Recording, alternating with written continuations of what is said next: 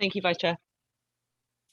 Good evening, everyone, and welcome to the Electronic Communication Devices Ad Hoc Public Meeting. We are reviewing a policy of the Oakland Police Department for electronic communication devices. Commissioner Rudy Howell is the chair of this ad hoc and joined by myself and vice chair, as I joined as the vice chair as a member, and Commissioner Brenda Harbin Forte is also commissioner on this ad hoc. Commissioner Howell had to be drawn away by another matter this evening, so I am merely taking his place for this meeting only, and we will move forward in his absence. And I welcome him back at the next meeting, which is scheduled for next Wednesday evening. And I hope you can join us there. And I thank you for joining us this evening. For tonight, we have 2 hours together. In a minute, I'll ask the committee members to introduce themselves before we move on to editing the draft policy. A couple of things before we begin. This ad hoc is open to the public. We'll be accepting your comments, questions, and suggestions via chat. As with our other public ad hocs, there will be no public comment. We'll spend just a few minutes on introductions, and then we'll go straight to the work. With that said, let's hear from some of our other committee members and our community partners. First, Commissioner Harbin Forte. Sure. Good evening, everyone. I am Brenda Harbin Forte. I've been on the commission since July of 2020. I am a retired Alameda County Superior Court judge, and I've been in Oakland lived in Oakland for more than 50 years. Pleased to be here this evening, and I'm really enjoying my work on the commission. I'm McClymonds High School grad, Cal Bear undergrad, Cal Bear Law School. So I'm a double bear, and so I am. I think that's it. That is who I am. Thank you. Okay, well, just a minute. I did not say much about myself. That's true. You did not. I'm Marcia Carpenter Peterson, and I've been on the commission a little more than a year. I'm born and raised in Oakland. I went to Oakland Technical High School, and I am well, wait a minute now. You did run us home from the football games. I fully admit that. And I went to UC Berkeley and then on to Georgetown Law School in Washington, D.C. for my law degree. So moved back here after about 10 years being away, and glad to be serving in this very important public service position. So let's hear from our subject matter expert, Mr. Mac Muir. Hello, everyone. Mac Muir here. For those of you who recognize me, and for those of you who don't, I run a team of investigators out in New York City. I'm not here speaking on behalf of my agency in any way, and just as an interested party. I'm very grateful to be invited to help out here. Born and raised in Oakland as well. Went to Oberlin College, and above all, very happy to contribute in whatever way I can to this policy as it moves forward. Thank you. Thank you so very much. And may we hear from our community partner, Mr. Omar Farmer. Good evening, everyone. I'm Omar Farmer. I've been on multiple ad hoc committees. I'm also a commissioner on the SSOC. I'm not here on behalf of the SSOC, but that is a committee that I serve on. I've also no acronyms. What does that stand for? The SSOC stands for the Public Safety and Services Violence Prevention Oversight Commission. Whoa, I see why there's an acronym. Please continue. I've also been an anti-racial profiling and discrimination subject matter expert for Nextdoor.com. I've done a lot of successful tracking and white supremacy issues online. In a past career, I was also a surface warfare officer in the Navy, where I was a lead law enforcement officer and anti-terrorism subject matter expert during Operations Enduring and Iraqi Freedom Tours. Thank you so much for taking time to be a part of our ad hoc. And now may we please hear from our OPD representatives, Director Settle. Please start us. Good evening, everyone. I am Kiana Suttle, Deputy Director of the Bureau of Services in the Oakland Police Department. I have been with the Oakland Police Department for 25 years. I've worked in various capacities within OPD, and I'm looking forward to working collaboratively tonight to finish this policy. Thank you. Thank you, Director Settle. May I now hear from Captain Holmgren, Captain Holmgren, and Lieutenant Turner, whoever has rank. You know how to work that out. Thank you. So I'll jump right in. Good evening, everyone. Thank you for having me here. My name is Roland Holmgren. I'm originally from New York, so I apologize that I wasn't born in Oakland, but I have found Oakland to be my home away from home for 23 years, serving the community there and being a member of the Oakland Police Department. I currently oversee what is called our Violent Crime Operations Center. For the most part, we use intelligence-led and precision-based policing to go after those that are believed to be wanted for significant violent crimes. We're talking about, unfortunate, those involved in homicides and shootings and things like that. So very excited about being here and appreciate this opportunity. So thank you. Thank you, Captain Holmgren. Now, Lieutenant Turner, you go last because then you're the next one also to speak on this policy, and maybe you, after you introduce yourself, split your screen so we can roll through the policy with you. Yeah, absolutely. So good evening, everyone. Lieutenant Joe Turner here with the Oakland Police Department. I am also not a lifelong resident of Oakland. I moved here over 20 years ago now, and I'm a proud USC Trojan, so moved back here after college to serve in the Oakland Police Department. So I've been here serving the community as well for almost 15 years now. So I currently work in the Policy and Publication Unit as the section's lieutenant. And then before that, I've had the opportunity to work in different sections, including our criminal investigation and patrol and community resource officer, also known as public or PSO, which was actually I forget what the acronym was, but problem solving officer. Yeah, that's right. So we've changed acronyms a lot as well. But yeah, happy to be here and happy to be part of this. I've been part of several ad hoc, so I'm going to go ahead and share my screen and bring that up so we can get started. All right, so let's see. And this is, I will bring up the most recent draft that we shared. Do have some thoughts already, but I'll just so that everyone's kind of aware of where we are already. Let me just give an idea, kind of what we have, a little bit of what at least the draft, what the department was attempting to do, and what we had before and where we're going with this draft. So the current policy on cell phones, it dates from 2009 at the police department. So when I was just started, and at that point, the department did not issue cell phones.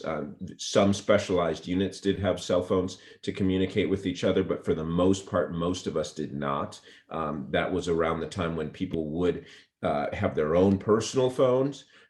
And so the policy was about using your own personal phones, because that was just when smartphones were really getting popular. So it was about using personal phones at work for things like that. And so that's what the policy was. So obviously it's a little outdated. Now we do issue phones. We issue smartphones to all of our officers. They use them for a lot of different activities at the workplace. And I just met with the chief, and he expects them to use them for many different activities. So including things like email, we do receive information back and forth from community members. Some of our units are expected to keep in pretty tight contact with the community, including those community resource officers who are expected to make contact with community leaders, with other members, things like that. And also we just have to use them for some job related functions. So I also, as part of my job, do technology. We've just rolled out new body worn cameras. One of the things that the officers are, it makes their job a lot easier, is to annotate their video when they take body worn camera videos using their phone. So they actually use the phone to put metadata, like the report number of the video or the incident they're on, onto the body worn camera video so that we can find it later. So that's one of the many things they use their department phones for.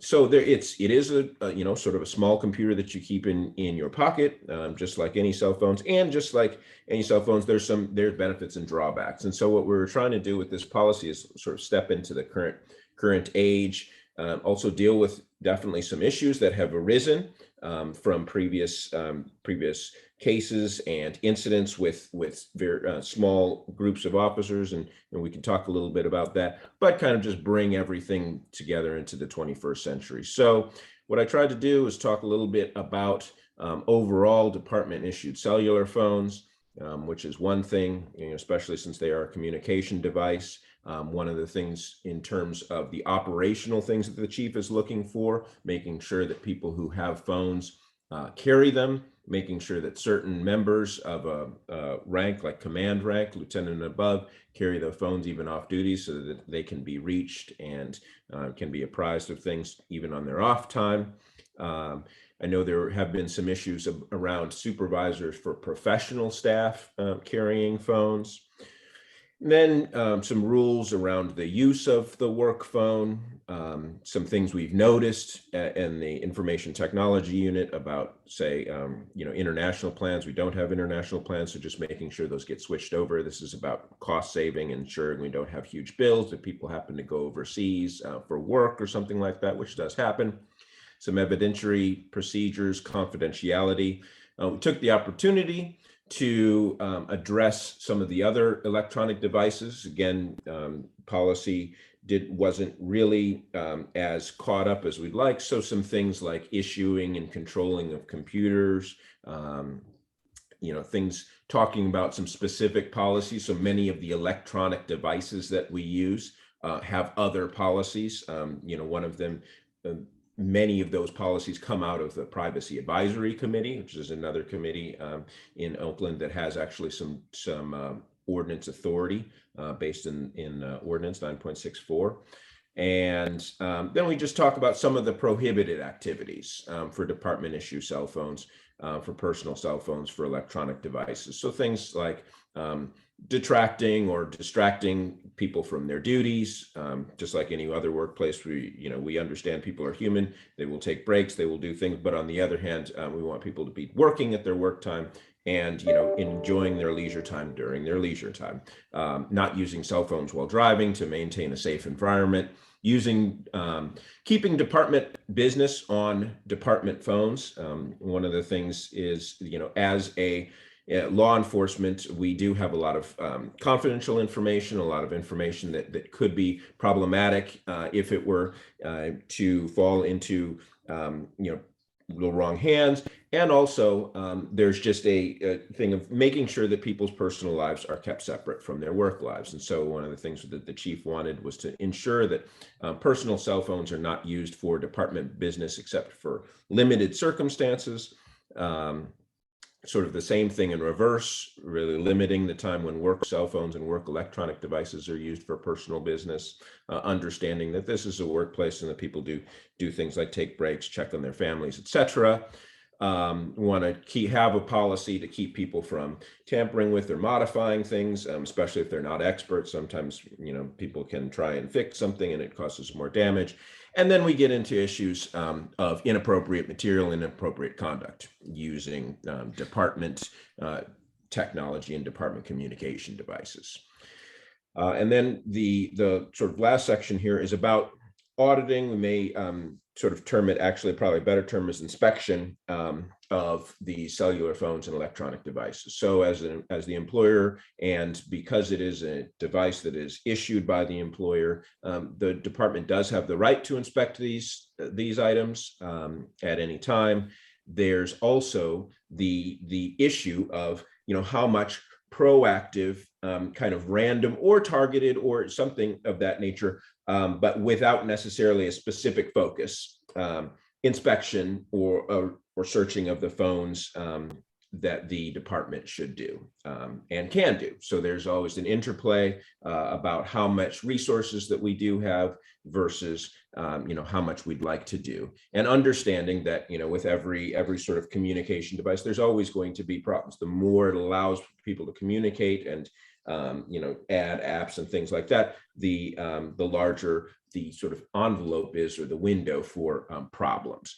And so that's kind of one of the things I think that we'll probably talk about tonight the most, is just around inspections and thinking about what that looks like, how that can be accomplished using the resources we have available, and things like that. And so that's kind of one of the things we talked about. And then finally, training. Every policy needs training. This is one of the things that, in my experience, one of the reasons why in most draft policies I do add a training component is because in my experience with the police commission, that's been one of the questions that's always been asked, is how are we going to train? And so I've made it kind of a status quo to always add a training section to ensure that any kind of new policy gets training and is enshrined in there that members are trained.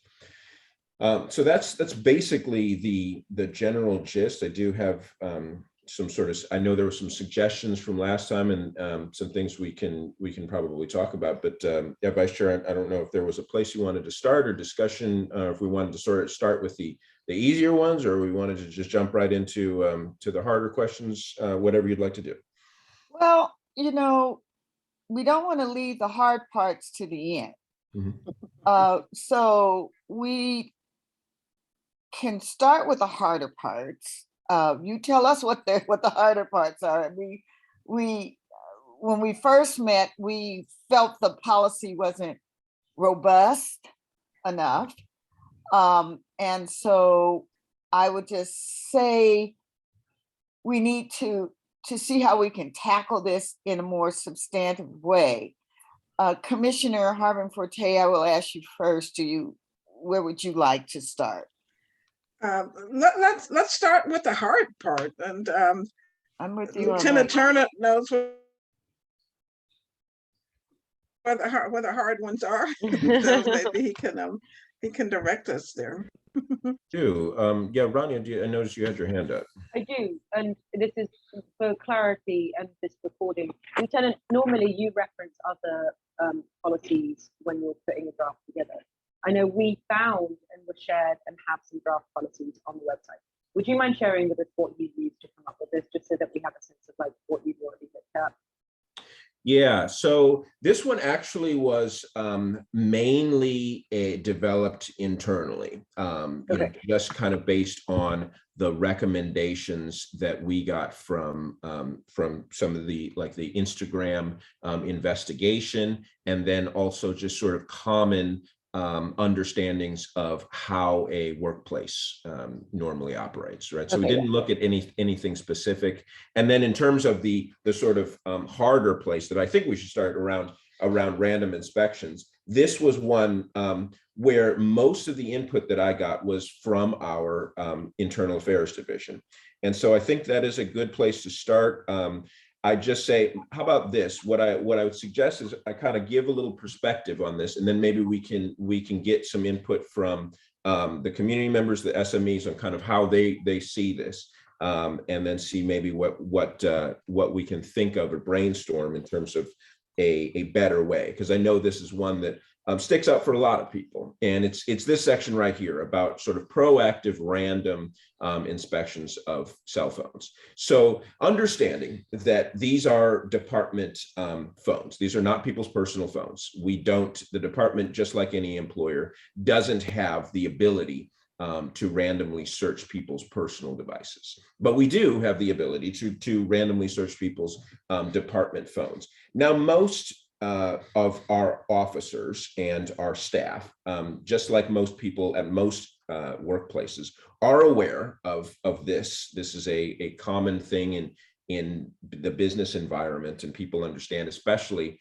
now we're going on almost 3 years of a pandemic, that people understand that their electronic communications through a business owned or department owned device is not private. that's to a greater or lesser degree. I've heard, we all have kind of heard some of those horror stories of people who have like spyware installed on their computer and they're working at home and they can't, look away for too long. And it's a balance, right? And then we hear stories of people taking, work calls where they're on the ski slopes, right? And, obviously the employer is not really getting what they want there. So it's a balance. And when we're looking at this is one of the things that I've mainly got the input from our internal affairs unit, and they suggested this kind of quarterly look at randomly selected and doing because they have this integrity unit, which is one person.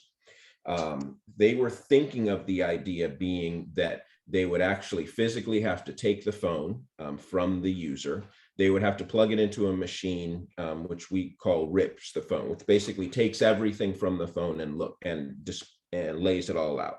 Unfortunately, it's not in a very visibly palatable manner. It doesn't give you a separate clone of the phone that you can scroll through or whatever. It's actually a bunch of data, right? Sometimes it's in spreadsheets, sometimes it's in 100 pages of PDFs for texts and things like that. So it's not very accessible. I've done a few of these when I've done search warrants on phones when I was in investigations. So it takes some time once you plug the phone in to actually pull the data, extract the data from it, quote unquote, rip it. And then it takes a bunch of time to look at it. And so this sergeant in the integrity unit got a little bit scared because of all the duties he has in terms of the other things. He was like, God, do I have to find all these phones? So just sort of as a visual reference, if you all see here, this is our cell phone bill for 1 month. This is 1 month's worth of cell phone bill for the Oakland Police Department. It comes in a box. My Lord. Okay. Yes. This is 1 month of just the police department's phones. My staff informs me that, we regularly spend, and this is with optimizing costs, somewhere around $30,000 to $50,000 per month for phones. And it's mainly because just of the number of phones we have. The vast majority that I look through are on a public safety plan that costs about $40 a month. And then, so with taxes and things, the vast majority of the costs are about 40 some dollars a month. And then some of them we've optimized so that since they don't use them that often, they're lower. But it's a daunting amount. And so that's kind of what we were thinking. So when I originally wrote the plan or the policy, there wasn't a random auditing section. Our attorney was astute and said, we do need something like that. And, so the internal, I originally had like a number like 25 phones a quarter. The internal affairs folks said there's no way we can do that. And so that's why we came to this number, and, kind of thinking there's a randomness about it. So people will be on notice. And at the other hand, in terms of staff. So that's kind of where we were. And I'm interested to hear what other people's sort of perspectives on it and how we think we can sort of solve this issue. Okay, Commissioner Harbin Forte has her hand up. Hi, and Lieutenant Turner, give me the number again, total number of phones that are issued by OPD. Well, at least with this policy, what we would have to issue, so we are slated for just over 1,000 sworn, 1,000 sworn and professional staff. So with the fact that all sworn would have to receive phones by this policy, and then professional staff, supervisors and above, we would probably be looking at least 800 phones. And then some units do have, like they have officers who might have 2 or something like that, especially investigative units, if they need, one to be illicit, like our SVS or something like that. If we were trying to rescue people who are being trafficked, we might need a separate phone to sort of spoof and pretend we are, someone like that to then call in those people, arrange something, and then rescue that person, for instance. So at least 800, but probably we're looking at more like 1,200 to 1,500 phones, realistically. And I know when we discussed this last time, I was concerned about just the fact that with 4 randomly selected every quarter. I guess 4 times 4 is 16. I think I said 12 last time. But anyway, so that would be like 16 phones a year that you don't only be able to get through. And I'm wondering what we can do, what alternatives we can look at and look for. I understand the person power, that you don't have many bodies dedicated to this, but it just seems like we're not going to catch a real problem if one exists out there by just looking at 12 phones a year. Right. So I think one thing is that we noticed and we heard from the expert in San Francisco. 16 phones a year. Yes, 16. Go ahead. We did hear from San Francisco. We're looking into that idea. We've run it up the flagpole all the way up to to the city administrator's office, and they basically said, hey, just understand, you can't say you're going to use this because we need to do things like request for proposal or something like that. So one of the things the chief did suggest would be, in terms of if we had passage of this type of a policy or something similar, that also at the same time the commission could direct the chief and the department to look into obtaining the same type of technology that San Francisco has, or the abilities. And so for those of you who weren't on the last one, what San Francisco has through an arrangement with AT&T, which is their cellular provider, we use Verizon here at the city of Oakland, but they have an arrangement where they can keep a list of bias words, and then they run their the text messages of all work phones, the emails through their servers, and then their mobile data terminal messages through a system that checks for those bias words. And then if those words come up, then they review the text or the email or the message to see the context. And if there is a case of bias, then they can open up an internal affairs case. So that is one. And I'm wondering if especially Mr. Muir, if you have any sort of experience with other places and kind of how they make this balance of understanding, both employee privacy, morale, but also just in terms of bare numbers. Looking at phones takes time, doing these sorts of inspections takes time. On the other hand, you don't want people utilizing department phones and department electronic devices for things they're not supposed to be, or, who knows what. Yeah, so I'm biased because New York mostly relies on a complaint-based process. And so, I find that that's useful. And I'd just like to clarify, outside of the policy as I've read it, is there a mechanism by which it's, say, if I'm a civilian and I say an officer texted me something that I found offensive, is there a process by which those messages would be able to be seized immediately outside of this policy? Yes, absolutely. So in terms of seized immediately, we both have, the control over the account in general. So as because this is all one bill, this all comes to one account, which is run by the department. And then we have control over the phone. So it mainly would be probably seizing the physical device. But we do have cell phone forensics, just like any other law enforcement, where we can, even if someone were to delete or something like that, we have the abilities to go back through the phone in a forensic fashion. Understood. I mean, I would probably explicitly want to just state that that's a possibility within this policy. I know that it says at one point that the department can seize at any point, but also just cite the reference to whichever authority allows the department or whether it's the Inspector General's office or the CPRA to seize it, and just say that that's also that's a body that can take a hold of your phone or your actions if need be. Outside of that, I mean, I like the idea of being able to run those buzzwords and explicitly perhaps just telling officers in advance that if you use that, it's liable to be scanned for those words. I think that could be a useful mechanism. And then in terms of the audit itself, as an investigator, I find it sort of daunting what you're describing, looking through the metadata.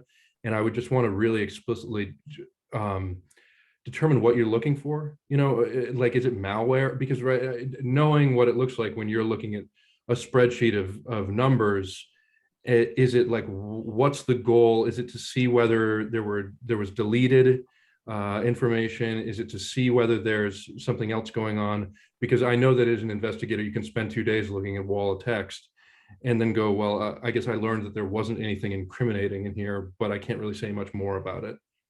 Right. So just sort of generally what we're, I think, looking for, what everyone is kind of looking for, is to make sure that the officers and this professional staff of our department aren't using the phones in ways that could discredit the department, or bring shame upon the department or impede the law enforcement mission. So, of course, the department has always had these sort of things in mind, but I'm thinking things like compromising investigations, God forbid, but tipping off criminals, things like that. In getting tempted into some of these things that we know sometimes hits law enforcement, things like financial crimes, sex crimes, right? Engaging with people who have been sex workers, or engaging in other ways to engage in criminal activity because of their law enforcement stature, right? Robbing drug dealers, right? We've seen this in other areas of law enforcement. So those are those real outlier things that ideally we like to catch, but understanding it's really going to be hard. But then so we just passed a social media policy, and I noted you actually sent some text from the patrol guide. Actually, I used a fair amount of that in our social media policy. I actually used your patrol guide extensively in the social media policy, but things like that. So if we are, if the officers are using their work phones to engage in like hateful or discriminatory social media, that would be something that if that was happening, the department would want to catch. Those are all ideal worlds, just like the department would like to catch all people who are engaged in violent crime. We understand that that's not going to happen. So we're like, where do we get the best bang for our buck? And I think just having anything that you could screen through, any automation of that process is going to be more valuable because of the amount of time that it's dedicated to just scroll. I mean, even if you just were holding someone else's phone, the amount of time and energy that you'd have to go through each app and so on creates a web that might divert from what the commissioner was saying in terms of getting a volume of phones, where if you could say, we're going to just run, let's not say more than 4, but hypothetically, you were going to run more than 4, or you're going to run a whole database for words that were offensive, or you were going to do a slightly larger audit for numbers that are and see whether they were associated with people with criminal histories, for example, or someone with a history of an issue with the department. I know there are issues, what you exactly picked, but you could pick someone with a particular type of background and see whether that was valuable. I think just more of a targeted search might give you the opportunity to touch on more officers' phones, so that there's more of an understanding that this is going to be that a likelihood that your phone would be searched at some point in some capacity, because I think you're more likely to create that chilling effect, where if an officer really, and I mean, I know it in my own employment, if you see somebody from IT say, hey, I need to get your phone for 20 minutes, then psychologically, I think you have an understanding of, right, this is not my property, it's the property of the city that I work for. Thank you. Yeah, thank you. Yeah, Mr. Farmer, so your hand up. Yeah, that kind of touches on a little bit what I was going to say about a targeted search. You even may want to consider it in terms of personnel who have access to more sensitive information or documentation that just might be more sensitive. There could be some sort of pecking order to it, because if you have up to 1,500 cell phones, that's going to come out to 50 to, if it's 1,200 to 1,500 cell phones, that's like 50 to 62 and a half phones that needs to be checked per month, per year, in order to meet that 2-year frequency for everyone's phone with just one person. I don't know how realistic that will be without some sort of machine learning that's working with an algorithm. And I know that the problem with the machine learning and the algorithms, just when I was next door, when we're trying to check for hate speech nationwide, is making sure that you have some sort of machine learning device that can get up to speed the learning for what you're looking for in an appropriate manner. And there might also be more lessons learned from SFPD in terms of their racist texting scandal from 2015. where officers are referencing, white power and cross burning and several other things. And the only reason why they checked that Officer Firminger's cell phone initially is because he was under a corruption investigation by CID. So, just like looking at it like that in terms of officers doing some sort of sensitive or undercover operations, or I'm not sure exactly how to do it, but there might be a way that the department wants to rank it.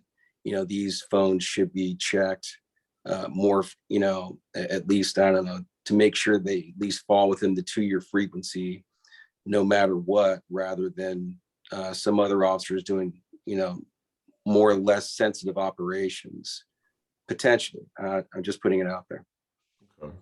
Yeah, and I'll be frank. The chief of police, when I kind of came back to him and said, hey, we need to think about being more structured, he pushed back on that a lot, Commissioner. So I'll tell you, because and I understood where he was coming from. He said, I have a short staff department. I'm really dealing with a violent crime problem out here.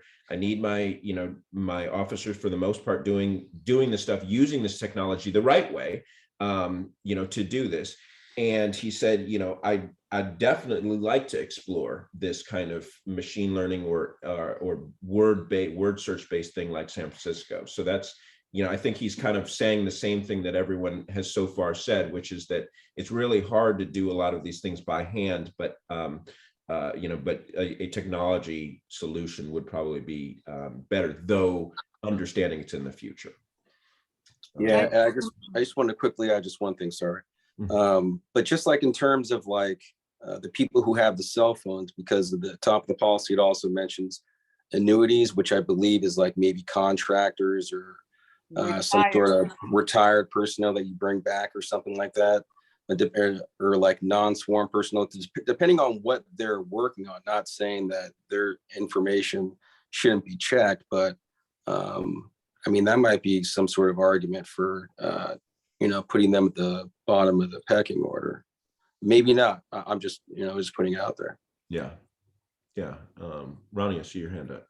Yeah, I got a quick clarifying question for Mr. Farmer. What do you mean at the bottom of the pecking order? As in, like, you wouldn't bother, like, not a priority to randomly check their phones? No, I'm not saying that it's not a priority not to check their phones. I'm saying that everyone's phones should be checked within that 2-year frequency. But it just doesn't, the way that the policy is written right now, it doesn't look like it's possible without some sort of machine learning and algorithm. So if it's not possible, I would think that you would have some sort of pecking order where it might be more important than someone who doesn't have access to sensitive information or is doing sensitive operations over people that are. Since there are lessons learned from people like in San Francisco, for example, that officer that was under investigation for corruption, and he was doing undercover operations, had access to more sensitive information, it might be worthwhile. And that's up to the to us and the department, but just putting it out there. I'm going to make space for Captain Holmgren, if that's okay, Vice Chair, and then I'll keep my hand up and chime in. Absolutely. Just really quickly, I was going to agree with Omar. I think that makes sense, right? Those that are more inclined to be associated with some of the higher risk stuff where we can see some of these issues arise, right? I think it makes sense to have that prioritized, considering that we're very limited with our capacity to physically search these phones. So we should be very strategic in targeting those that have a higher possibility of being associated with that type of behavior. So I think, Omar, that makes sense. Director Settle. Yes, thank you. And as a department, we have actually discussed that. There are some officers who are assigned to specialized units who, just by the nature of their position, they're going to use their phones more than someone else. So they will have a higher phone usage or a higher data usage. And then those individuals who are assigned to those specialized unit, as Commissioner Farmer said, they would be higher up on the priority list to have their phones inspected, as opposed to an annuitant or someone who, rarely uses their phone at all. So we do understand as a department the need for that. But I have a question about that. How they will not know, this entire group of 800 plus people who have cell phones, they won't know they are in any particular category of review and usage, right? The fact that, the ones that are out there doing the work every day, as opposed to, say, the annuitants, this is all random. Well, so that's one of the things to kind of look at. And it is, I think, one of the things that really sort of leans us towards more of a larger sort of San Francisco style, and with the commission kind of directing the chief to look into this, because, we don't want it to be like, okay, if you are using necessarily more data, you're definitely going to be searched all the time, because we might have, for instance, our investigators who receive a ton of data from crime victims constantly. Hey, surveillance video. Here's the Ring camera from my neighbor. Hey, I saw a suspicious car. Here's the picture. Here's a video. Those sorts of, and the idea that, oh man, now that's going to make it so that my phone's automatically being looked at, and vice versa. So we do, I think, probably want something that's a little more random, just because those things, they can strike anywhere, these issues, and we want to make sure that that people kind of think about that. This is a work device. I should be using it for work. There's a possibility at any time that if I do something or say something crazy on this, that it will ping somewhere and there will be problems, no matter if I just use it once. Respectfully, can I jump in, Vice Chair? So Yes, and then we're going to let Mac Muir speak. yeah, thank you. So a thought. I really do understand the pressures that you guys are under with the resourcing. It is, however, madness to try and tackle technology with a human. I feel like that section isn't going to pass muster unless we figure out. And so my next suggestion is, I wonder if we can, for next time, I understand that there's a lag between finding the technology, or even the permission to go and find the technology, instill the technology and get that alongside doing this policy. Well, I guess what I'm suggesting is, because we can keep on about this, and I think we all agree with the concept, but I wonder if we can find language that is a little tighter than what you have. It doesn't, I'm not sure that confidently the three ad hoc commissioners can say to the other commissioners, by the way, there's one person who's looking at 4 phones randomly. Like, I know that's the best that you can do. Yeah, we've got to get it tighter. That makes me a little nervous. So I wonder if we can look at the city policies, Lieutenant. I only shared those recently. I only got those from Director Appleyard. See if the city language is just a little more stringent until you get that technology piece. Okay. Mac, did you want to say something, Mac Muir? Yeah, I don't know if Lieutenant wanted to respond to that, or if I can just tag in here. I will just say, I'm wondering from a resource management perspective, whether one might expand the number of phones that might be seized, and then have, say, 2 of them have this more massive data pull, and then have a cursory look, or not cursory, but a look at text history, call history, web browsing history for 6 to 8 phones or more. I don't know what the number that the commissioners would be satisfied with is, but say there will be phones pulled, maybe a few more, and that some of them will have this deep data dive, some of them will have just a person look over that history and then go from there, and whether that would actually be a more efficient way to touch more phones in the end. Okay. Lieutenant Turner, and then I want to ask something about the unions. Yeah. So I think both what we just heard from Rania and from Mac were really good ideas. Especially about touching more phone, but necessarily not doing the full thing. if we come across a phone that is covered in dust and we have to plug it in to get it to turn on, right? There's phones like that. People keep them in their locker, and then putting that into the machine, pulling all the data, then finding the one time they let their kid call, the grandma is not going to be a useful use of time for us. So some sort of inspection, smaller inspections might do that. And then I'm thinking in terms of the policy, because Ronnie is absolutely correct. This is one thing where we're looking at sort of politics and the art of the possible in terms of passing this policy, but also sort of looking into the future, but understanding we can't say this will be the future in this policy. So I'm thinking maybe if there is a way that we can say in the policy that put a specific name or a unit, like the director of the director or the chief of the Bureau of Risk Management will create every year a department work phone inspection plan. The plan will at minimum do these things, and then put that in. And that, similar to San Francisco, that we'd have a report out every year. It'd be quarterly to the chief maybe, but like biannually or every year, which I think is what the San Francisco does, to the commission on this was the plan. This was how many phones we touched, either, some things like a inspection plan to just sort of look through it, like Max said, a sort of tripwires or threshold or something like that, where if you notice something, then you do a deeper audit into the phone, and then a sort of report out, okay, this is how many phones we touched, and sort of look through call history, text history. This is how many we had to do a deeper dive. And then this is how many we generated like an internal affairs case on, plus the plan, so that every year, so that, say if we said, okay, this was our 2022 cell phone inspection plan, this is how it went, and we could say, okay, for 2023, how about you do these things, right?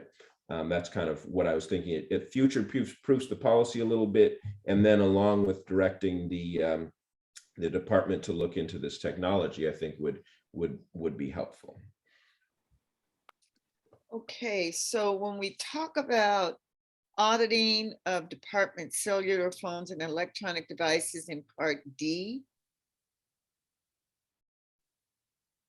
is this where all this discussion that we're having now will live? Yes. Okay, so my question is, insofar as finding a violation of the use of these devices, will it lead to discipline? And if so, do we need to meet and confer with the unions, or are we just going to cross-reference that discipline may ensue under some other policy? Good question, Vice Chair. We would have to meet and confer, because this would change working conditions and would lead to discipline. So for not necessary, but for things like this, where you see in section C7, inappropriate material, right? If we were to find pornography on someone's work phone during one of these inspections, that would lead to discipline. Obviously, if we were to find hate group or racist or anti-government material, that would lead to discipline.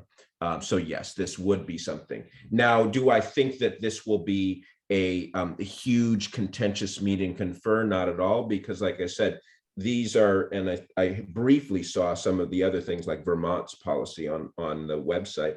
This is normal corporate business, work world practice. You have a work phone for your work activities and understandable human needs during work, calling people, checking sports scores, looking at the news a little bit, right? As long as it doesn't keep you away from your work. You have a personal phone for all those other things you're doing in your personal life. I think most people understand that. The unions understand that. This is not necessarily too onerous of a condition, I foresee. Would we have to meet and confer with them before we pass this policy? We have a deadline, April 27th. We do. So what we normally do is we give employee relations every policy so at least my practice of policy and publications, we give every policy that passes through the police commission to employee relations, city employee relations. They handle the talking with back and forth with the unions. We do give sometimes, oftentimes it's either a few changes or they'll say, no, we don't need to meet and confer, but it's something, and again, I'm not the employee relations lawyer. So I just say that there's a possibility. Anytime you violate a policy at OPD, it could lead to discipline, right? Now, it depends on what the extent of it is.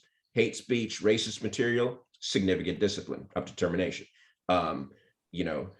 Using your phone to watch YouTube for an hour as opposed to doing work at the end of your workday, counseling and training or written reprimand maybe. So. Okay, so in your MOU, do you have a list of infractions? Pornography is one of them, hate group stuff is one of them, and gambling and whatever, or these are going to be new violations, the type of which require a meeting control?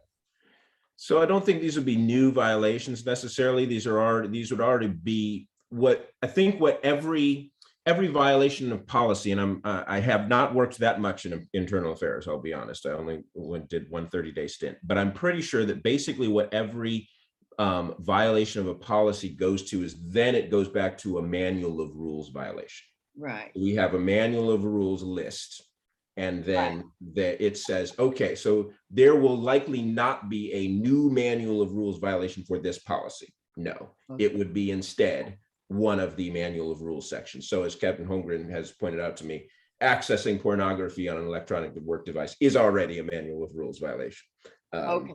Yeah. So that was what I wanted to know, so that maybe, like I think we even did with risk management, we just gave cross references to where the violation would be handled. And it sounds like under your disciplinary policy that you already have. Captain Holmgren, would you like to?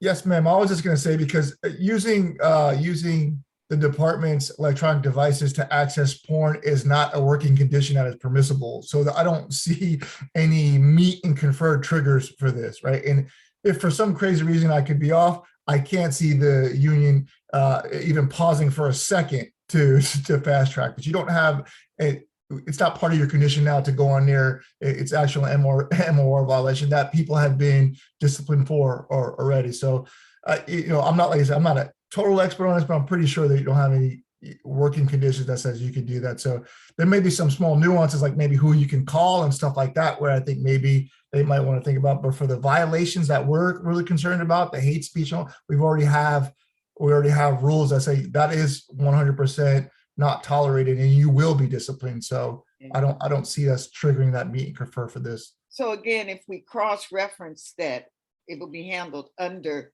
your disciplinary policy, maybe we don't have to meet and confer over I think if we maybe cite some of the things, Lieutenant Turner, that we're talking when we're specific, and says if it meets the MOR violation, you'd be you're the expert on wordsmithing that and cross-referencing that stuff, but we have stuff on the books already for this.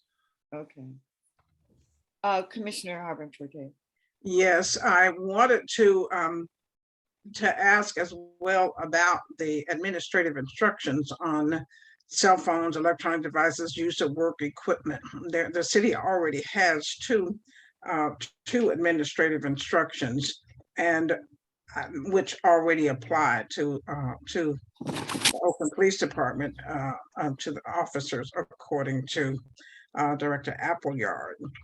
One of the things that I think we will need to do is to see if there's any language in those administrative instructions that we can put in here that may be tighter. And we'll talk in a few minutes, because one of my other concerns about the policy was whether or not it can be more bright line in terms of what's permissible and what's not permissible, and really restricting the cell phone usage to work, except sort of for emergencies. But I think that we're going to need to look at the other administrative instructions and maybe do a comparison of those. I know that we did that before for I think it was for the anti-discrimination policy, when we looked to see what the administrative instructions already said, and we sort of patterned the new policy after that, after the existing administrative instructions, so that it really was not introducing any new term and condition of employment. It was a term and condition that was already in existence and already applied, that already governed rather the police department. Which is So my we need to point. make sure we do that. Yeah, which is my Yes. point here, not just pornography, but just like you have cross-referenced administrative instruction 7 for number 2, is hate group, racist, or anti-government material. Is that already back to the MOR section, or gambling, or any of these others? And that might preempt any need to meet and confer. Yeah, absolutely. I think all of these in the union is also has no place in our ranks for people who are engaged in this sort of activity. So they're pretty tired of it as well. So yeah, I don't foresee many problems. Yeah, so cross-reference maybe all of these to your MOR. I'm sorry, Mr. Muir. And I would just suggest linking whatever, I'm not sure exactly what stage it's at, but linking the social media policy as well to this policy, just so it's very clear that that social media policy applies. I just wanted to quickly add that due to the, were you done, Mr. Muir? Okay. I just want to quickly add that due to the constraints that you might have with the one person being able to do this, and whether or not you're going to be able to get machine learning and all that stuff included, I know that one thing that was argued in the SFPD racist texting scandal was that the officer's defense attorney tried to hide behind a police officer's Bill of Rights rule, saying that discipline needed to be imposed within 1 year of finding out of the issue. And Internal Affairs SFPD did try to put more information about the racist text out there, but they were threatened with a lawsuit, so they didn't. And the judge initially ruled in favor of the police, Bill of Rights rule. Rania, I'm sorry. mute yourself. But then the appeals judge overturned it, saying that that it was in the best interest of the citizens of the city that they swore to protect, and that they were trying to strike a fair balance, and that it didn't matter how much time had gone by when they discovered these texts, and that they could still impose discipline. Because if you're not able to check, if there is someone that gets by with having inappropriate information, whether it's pornography or hate speech or whatnot on their device, over this, the frequency that you set for them, they shouldn't be able to hide behind that as a way to get out of discipline. I'm not sure what the MOR says in terms of discipline, if it's like, in perpetuity, whenever they find out, you can be disciplined or whatever it is. But I just want to make sure that I think it's important not to set some sort of like statute of limitations date on things like that. I'm not sure if there is or not, so I'm just putting it out there. And also just to piggyback on Judge Harbin Forte's point about hate speech and just being a little bit more specific about the language, because I know like the web page that talks about one of OPD's policies about any expression of hate, I think just maybe further defining that, what an expression of hate may consist of, putting that in here, and like Mr. Muir said, linking the social media policy to here as well, as detailed as possible, even with maybe some examples. I think that would make the policy more effective.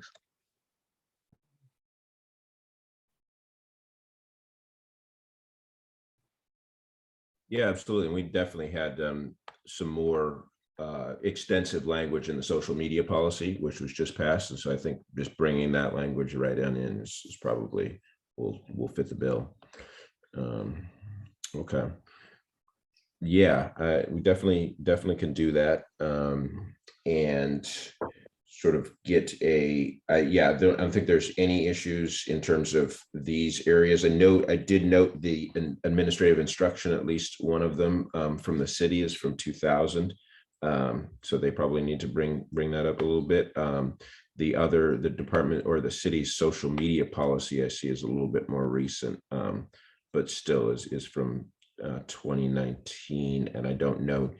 I did look at that a little bit when we were talking about social media, but I noticed that its discussion on personal social media is pretty limited. It's mainly a discussion about how the city represents itself to the public.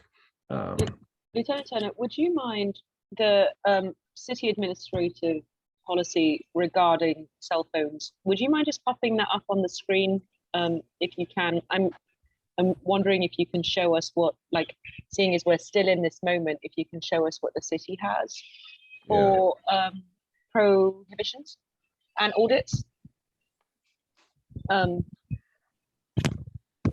So let's see. So this is the, if you can see AI 140 right here. Yeah, and this is the one you were saying is a bit old as well. Yeah. Right. So if you notice, yeah, this is looks like from 2000, or sorry, from 2007. So that but yeah, that's I noticed Deborah Edgerly, which is a blast from the past. She was the city administrator when I first started. So yeah, we can see there's some things in here that are continue to be straightforward business practice, right? That this electronic media, it talks about email as if it's a new thing, which is a little bit scary, but that these are only for, work, that it's not private, it's not confidential. They may be subject to public disclosure under PRA or pursuant to discovery or subpoena. Those are all things that we know. I do think there's room in this policy for being more explicit about saying that about cell phones. And I have an idea on where we can say that specifically, because that's something that really needs to be said. It also says, as we say in this policy, that the city reserves the right to search email messages, electronic files. I think that also includes, cell phones, that we'd say, and we do say in here that we can inspect them at any time, that we can search them at any time, that they are department property, and that's the policy explicitly says that these are department property. Yes, Captain. Sorry about that. Couldn't get off you. Lieutenant Turner, just really quick. So members already know if they are involved in a level 1 use of force that the department will be recovering their cell phones. Is that codified in a policy? Yeah, actually, that's a policy that was recently passed by the Police Commission, 1901, the homicide section, level 1 P&P, if you'll remember, commissioners, I think late last year was passed. And so that specifically states that when the members are in one of these incidents, that their cell phone is seized. So there's no, and I guess what I'm getting at, I guess we're just going to be enhancing more, right? Because it's kind of like no secret that members know that at any time your phone, we can seize your phone because it is not your personal property. It's out of the city. So I'm just trying to, we could further maybe enhance that. I don't think I need to reference that policy, but it goes more. Yeah. And also, this is not necessarily in policy but we've been running a training iteration for the body worn cameras. And one of the things we have to use is the work cell phone.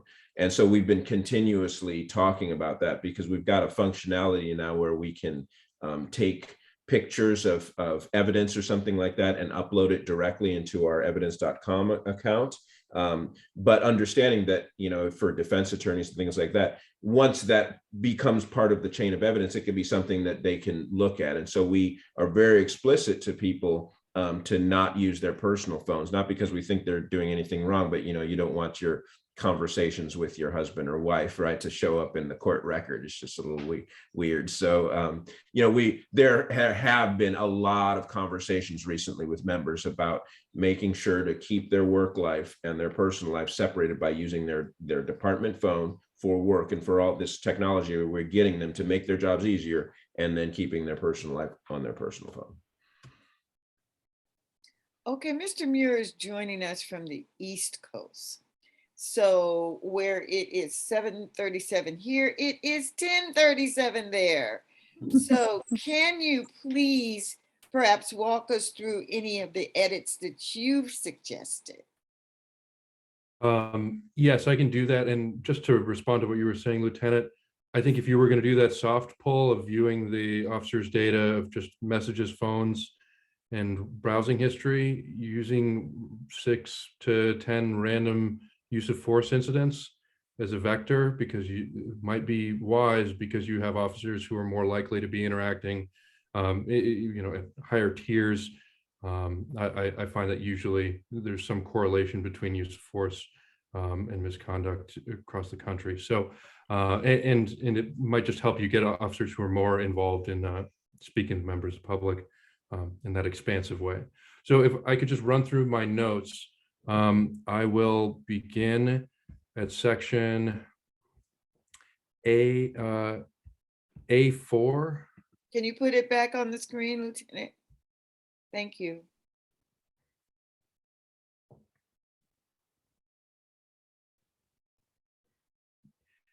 Yeah, if you go to section A4, just in my reading of this policy from the perspective of somebody, if I were even say an officer just trying to figure out what the scope of the use was, it says work cells are primarily meant to allow members to conduct official department business. I think it's just worth clarifying whether officers are allowed to use their cell phones for personal business outside of emergency circumstances. And I know in section 3 here, there's daily calls to speak with family members, partners, friends. I think one might be able to broadly interpret that as the right to use your phone for a wide range of personal use. And so I would just highlight that and say, it either say it's an emergency circumstance or not. Frankly, I don't have a personal value on that, other than to say that if it's going to be used for some sort of disciplinary mechanism, it might be valuable to limit it to that, because I think that's the implication, especially when it's caring for somebody's well-being, that the intention is that it's somebody whose well-being might be in jeopardy. Does that track for everyone? It seemed like it. Yeah, along those lines, I think stronger language. I like bright line rules. Work phones are meant to allow members to conduct official department business. That's what you're providing them for. And an exception again for emergency situations. But when you start talking about primarily, and then you can allow these calls, I just think that that you invite problems. So I take out primarily, and I'd have again a bright line rule. If there's a real emergency, and I think we can go back to the city's administrative instructions on that too, because they're pretty strict. But, Yeah, and we can play with the language later on and stuff, but I do think that that's something that we should consider. okay. Yeah, I think I hear that, Judge, and I know that the chief is also, because unfortunately, there are a lot of bright line rules in the city that aren't enforced, or there's sort of an understanding, a common understanding about it. And then in the police department, especially once something becomes an internal affairs case, it is very bright line. It's whether you violated the rule or not. There's really not much room for interpretation. And so that's why the chief gets a little worried, because his goal is to create an environment of success and accountability. But if one of those two gets a little bit out of whack, then it becomes an issue for him administering the entirety of the police department. So I think he's just a little worried in terms of bright line rules when they would fall, or for accountability or for discipline in circumstances where there isn't necessarily a need for accountability. All right. So talking about sort of like calls home or something like that. So I think there's definitely language that we can put in to make this stronger and to bring the tone to the place where we need to be without necessarily saying a bright line rule. And I can work on that. I have some ideas already, but I definitely think this that Mr. Muir's correct, and this one either being excised as an example or having some more language about it being an emergency. Yeah, and even if it's an emergency, if it's like articulable, if you in an articulable emergency requires the officer to explain why it's an emergency, and if they can't, then that's creates a bright line that perhaps gives somebody room with which to maneuver if there is a reasonable explanation for the action, and understanding that pretty much everywhere has a different relationship to a work phone. With that said, I just wanted to jump down once you have your comment there. My next section was section C3. And it's C3.2. Members shall not monitor or operate work-related social media accounts from personal cell phones.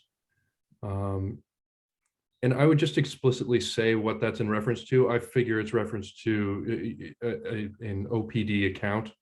But that's as it reads to me, and I just wanted to be clear on that. Right. It's both. It's any kind of work. So the goal, one of the goals for the chief and for the department is to completely separate work and personal, especially in terms of cell phones. So while we do have a few like forward-facing social media and things like that, which I think you're thinking of, we also, so you're sort of can use social media for investigation, for criminal investigations. Those are considered work-related, and those would be ones where we do not want the officers to use that, because it's just like conducting any sort of criminal investigation. You want to use the work device so that way your personal device does not end up in court. So with that said, separating that out or being a little bit more explicit, is that kind of what you're?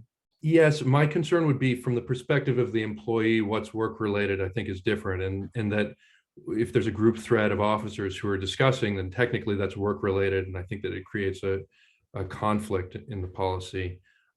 Because if it's work related in the sense that it's on behalf of the OPD, or whether it's work related from the perspective of the employee, means different things, especially on social media, where you could have a group of officers talking about work or have a work themed account, for example, that might be just conflated there. Okay. Yeah, understand. And so even if it's an EG, and I mean, you see in the NYPD patrol guide, they have an EG, just a few examples. Mm-hmm. And I like that just to get a sense of, so they're able to see, anyone's able to see what the core meaning of the policy was intended to be there. And then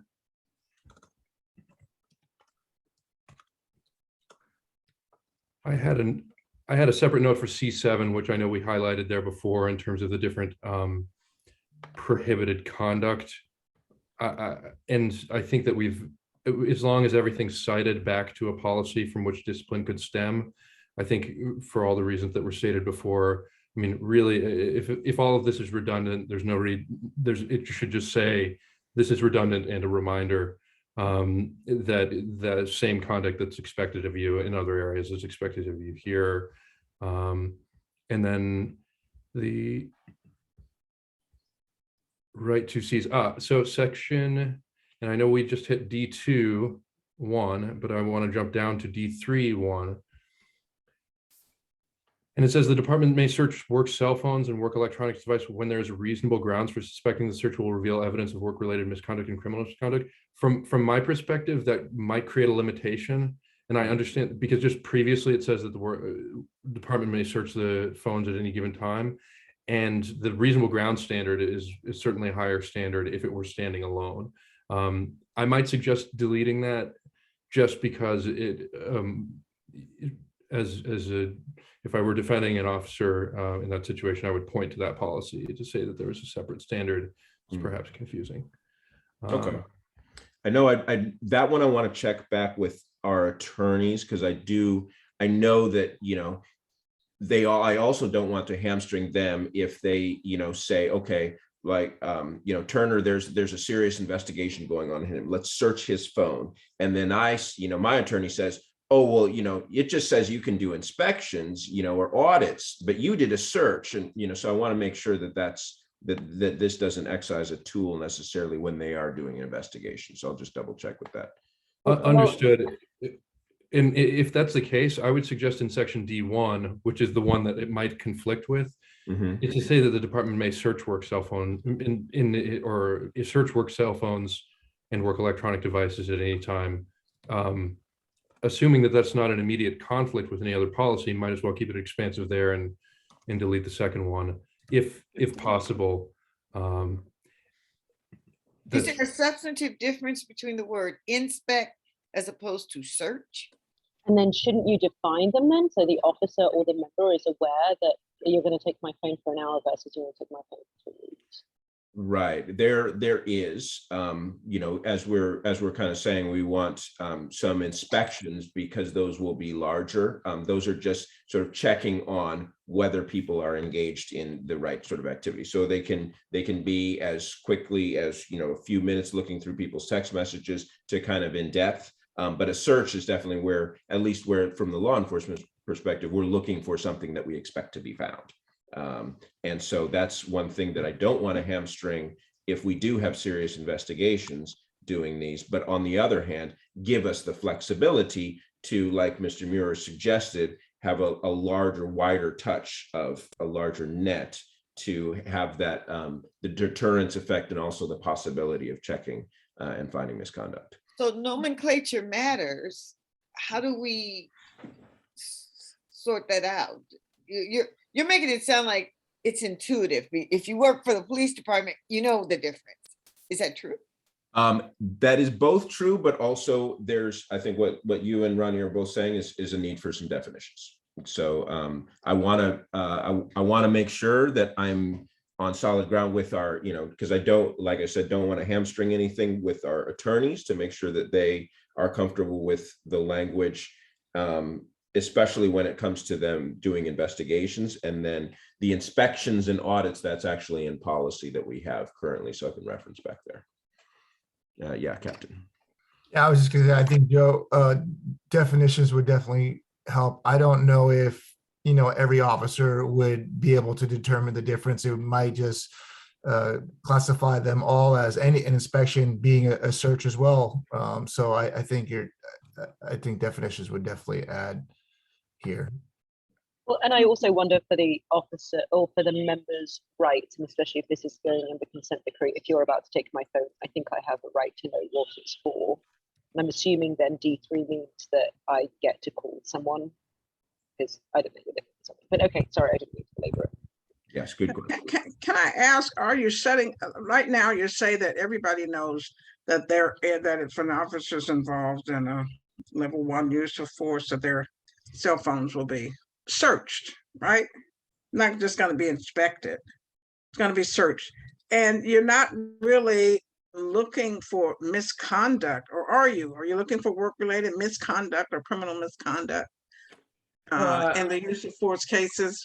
No, I think no. What we're looking for is due to evidence of whatever, evidence that will lead us to an information about this incident. Whether it is, the evidence may lead us to the determination that the officer acted completely within policy. It's the investigation that we are doing. And so D3 may actually hamstring you in terms of searching phones in the level 1 use of force cases, because this is saying that you can't search it unless there are reasonable grounds for suspecting that the search will reveal evidence. So I do think that D3 needs to be worked on. And granted, you're going to talk with your lawyers, but this seems to place a limitation. You really don't need essentially good cause to search the cell phones. You shouldn't need good cause to search the cell phones. There may be circumstances when you're going to do it automatic, but you don't need it. You don't need good cause. I don't think you do. That's coming from a judge, so we need to look at it. Yeah, no, I agree.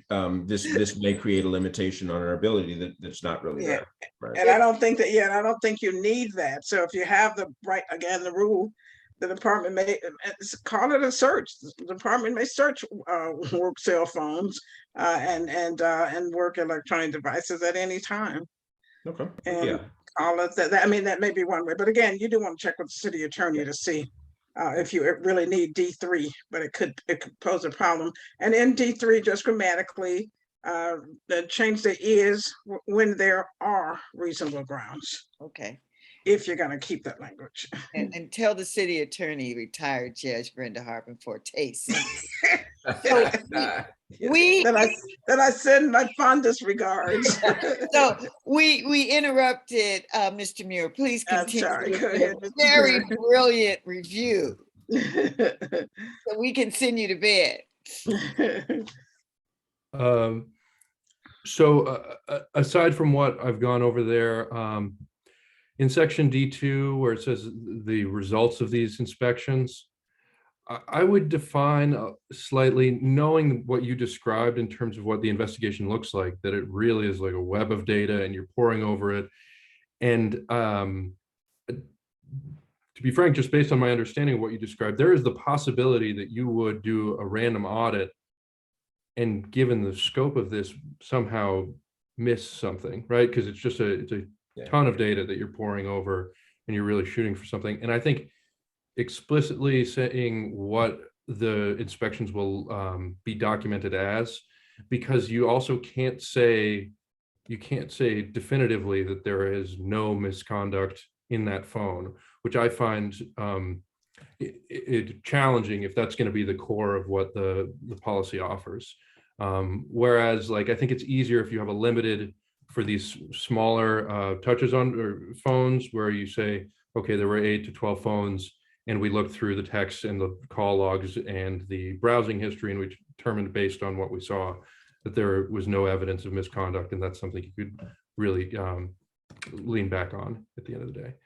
So I would just highlight that and define how it's categorized at the end of the day, because there's also no way to put a value on whether it was a good policy, I think, after the fact, if you're not able to quantify to just some extent what you were getting out of it there.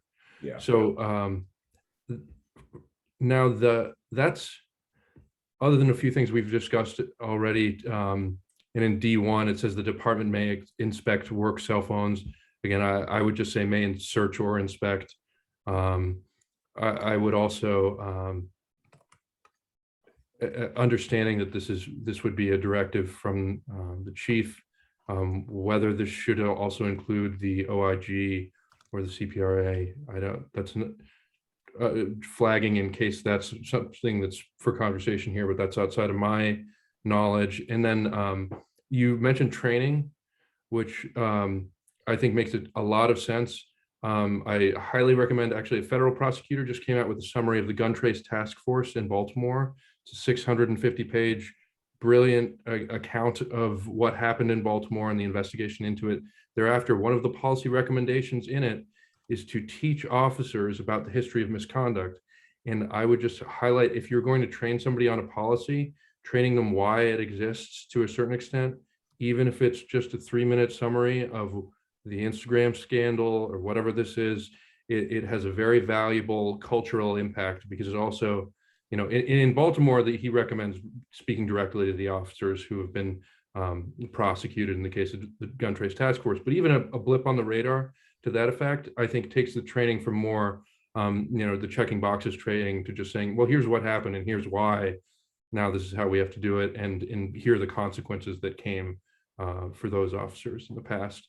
And I think that's useful learning for everyone. Yeah, absolutely. Absolutely. And that's, I think, what we're planning on as well. And, you know, a lot of these, I know that's how I teach when I teach them, is there's nothing like learning from someone else's mistake. Absolutely. Well, that goes, that's the core of my recommendations as I went through the policy. And I hope that's useful. Thank you very much. It was very useful, Mac, and it was a pleasure seeing you again. And we can't thank you enough. Really? And we may be imposing on you again in the future. We hope you will indulge us again. We have certainly benefited from your review and comment. Are there any other questions anyone would like to ask Mr. Muir? Well, on that note, I hope you sleep well, that we haven't done anything to upset your ability to get a good night's rest. Can I And- ask, Rania, there's nothing in the chat. I haven't seen much in the chat from any of the public members. Okay. No, there's nothing in the chat. But for the record, we are accepting always written public comments, and we will be meeting again next Wednesday. Absolutely. So, Mr. Muir, you are released. Thank you. Thank you very much. Very much. Thank you very much. I really appreciate it, and I'm happy to help going forward in whatever capacity you all determine will be useful. And I look forward to seeing this policy put out. I think it's got a great framework to start with, and we're going in the right direction. Thank you. Thank you. Thank you. All right. Take care. Have a good evening. Take care, you too. Bye-bye. Okay, everyone else. Anything else that you would like to add to this discussion that would be useful to Lieutenant Turner as he churns out new copies of this policy before we meet again next Wednesday?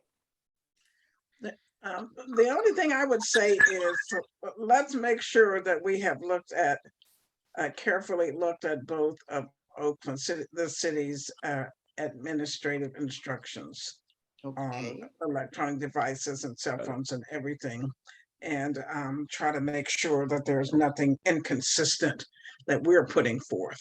Okay. Good Because clarity. we don't need confusion. They go, oh, well, I was relying on AI, whatever, 5551440, whatever. And this conflicts with that. So therefore, et cetera, whatever the therefore would lead to. Omar Farmer, Omar has his hand up. Yes, I was going to call I'm him sorry. now. That's all right. I know you. I'm girl. done. I'm done. Okay. All Yeah, right, Mr. Farmer, please. Yeah, I was just going to ask, or it's kind of a statement, kind of a question, but depending on, I don't know what kind of cell phones you all have. You said that your service provider is Verizon, but depending on your data, like your deleted texts or deleted emails and stuff like that, or archived content, depending on how frequent you will actually lose that information. I know that, like when I was with Nextdoor, like anything that's deleted or private isn't really private or deleted, that it's there indefinitely. We can always have access to it. So, but if there is some sort of stipulation of when you lose that content, that could also be used to judge, the frequency of which checking the phones. So that's all. Yeah, and I've actually got calls out to Verizon, to our customer service, to ask them, our customer service manager, to ask them, what if they offer something like SFPDs, and also some of these other questions. Okay. Director Settle, do you have something more you would like to add? Nothing more to add. I just appreciate the feedback from everyone tonight so that we can go back and make this policy what our members need. Thank you. Captain Holgren. No, I just definitely appreciate this process. I am, kind of excited to see if there is going to be that technical fix that I think may, help everybody feel a little bit better about it. So, and I think it really put out something that, the community could be, confident in, and that the department have the ability to monitor these activities. Commissioner Brenda Harbin-Forte, did you want to say any last words? Just thank you to everybody who's worked on this. This is a collaborative effort. We all have the same goal in mind, which is to come up with a policy that is going to serve the department and the community well, and that the commission can approve of. So I really appreciate the diligence. I appreciate also the new voices. Omar came on and joined the ad hoc and hit the ground running, and I really appreciate his input and his experience. Mr. Muir was just absolutely wonderful, and the things that he brought to us. And with all of us here Lieutenant Turner, Captain Holmgreen, Director Settle. Just, we got a good team. And of course, everything with Rania, she's just absolute, she's our angel. She, Yes, she is. we couldn't survive without her, but thank Yeah. you for managing everything. Yeah. And Madam Vice Chair, may I say that you run a good public meeting for stepping in at the last minute, and you came off the bench, and hit some 3-pointers and everything, So Well, thank you. that's a real compliment from a McClymonds graduate to an Oakland Tech. Basketball player too, yeah. So listen, thank you again. I want to also ditto Commissioner Harbin Forte's comments. Thank you so very, very much. Your input is invaluable. No, we did not have the public here this evening, but we welcome them to our next meeting when we will have another version of this policy that will reflect all of your wonderful comments. And can our wonderful Chief of Staff, Yes. we honestly, she is one person doing a tremendous job for us, and I thank her. Can you tell us our next steps, please? Yes, glad to. And thank you so much. It's very kind of you all to say. So next steps, Lieutenant Turner, how does it feel? We are scheduled for next Wednesday evening. Do you think it's all right to turn it around? So we'll Absolutely. look at a new iteration. Yes. Lieutenant, as soon as you share that, I will share it with this entire group. We'll also Perfect. make sure it's up on the website. Commissioners, I guess a question for you and also for the team. Do you want to hear from anyone else? Do we want to, what would be OPD? Is there anyone that you would like us to hear from? And Mr. Farmer, please chime in as well. I think we've captured a good cross-section of stakeholders. I think we go another round. I think you guys are working on the audit section. I feel like we'll have a sense. Go ahead, Vice Chair. Is it too late to make this part of the meeting instead of the meeting on the, do we have a You meeting? don't- on the 7th? You don't have a meeting next Thursday. You can call a special meeting. You can, let me just double check for you. Respectfully, is everyone okay if I stop recording because this feels like logistics? I can also does. carry on. I'll follow Yes, directions. thanks everybody. Let's stop Okay. recording. All right.